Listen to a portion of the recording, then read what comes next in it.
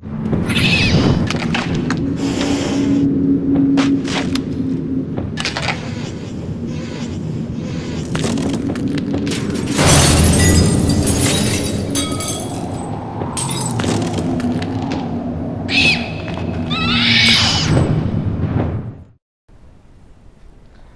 fight. And fortunately we did pick up a lot of ammunition. This is one reason why I went back and did that speedrun I mentioned. Because, as you might recall if you actually watched those videos, I had pretty much no fucking ammunition, aside from a bunch of rockets.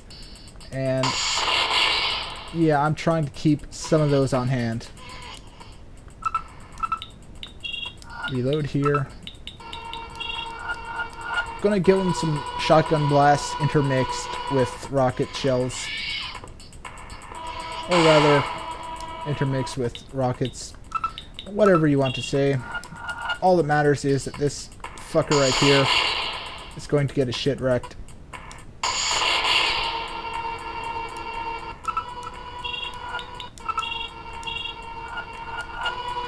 And he does spew lightning. You might recall this guy, as that thing that attacked us on the 3rd floor that flew in through the window. Apparently it was foreshadowing this boss fight. Or this sort of boss fight. This is a pretty boring boss fight. You pretty much just sit here and blast this thing with rockets.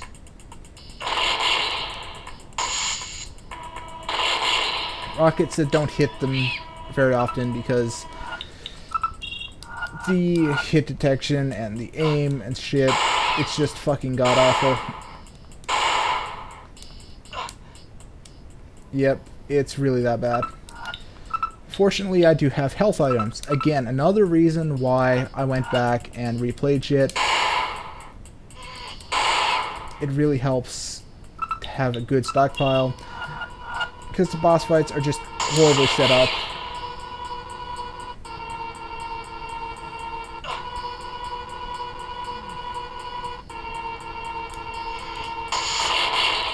And fuck the frame rate for this boss fight. Seriously, the frame rate is fucking horrible. I'm just really thankful they made sure to give us a bunch of rockets before this boss fight, because we fucking need those. Holy shit, is the frame rate ever shitty right now. My apologies, but fuck it. I'm taking this motherfucker down, even if it looks like shit. It is a pain in the ass to fight in this kind of lag.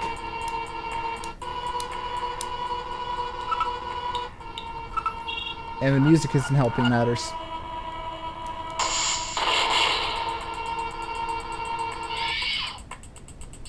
Is it finally fucking dead? Can we go home now? Can we? Can we please? I want to go home. I do not want to fight this guy anymore. Oh, for fuck's sakes. Seriously, how many fucking times do I have to shoot this fucking thing?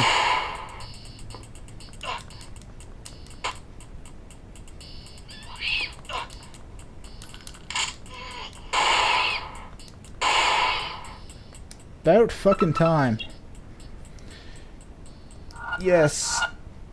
I'm sure you all enjoyed that incredibly boring, incredibly shitty, and incredibly annoying boss fight just as much as I did. Although maybe not quite so much, because the frame rate went to complete shit during the boss fight for some bizarre reason. I don't know why, but I'm just going to blame the game itself, because it is a really glitchy and really buggy and very poorly coded game. Not exactly making my top 10 list of awesome games of this type anytime soon. I'm probably being horribly unfair to this thing, but keep in mind, by the time this thing came out, survival horror was pretty much perfected, and this thing just came along and just fucked everything just way up really badly. This was one of the last PS1 games ever made, if I recall correctly. Like, this was really, like, towards the end of the life cycle. So you had pretty much Capcom and Konami pretty much showing everybody how shit's done. Hell, I'm not even sure, but I think some of the PS2 games were actually coming out around that time as well, so yeah, it's really not exactly like it was pioneering anything, so the fact that it fucked everything up, yeah. And more frame rate issues, because the PC version is shit. Oh well. Place. Now let's take a look through this telescope.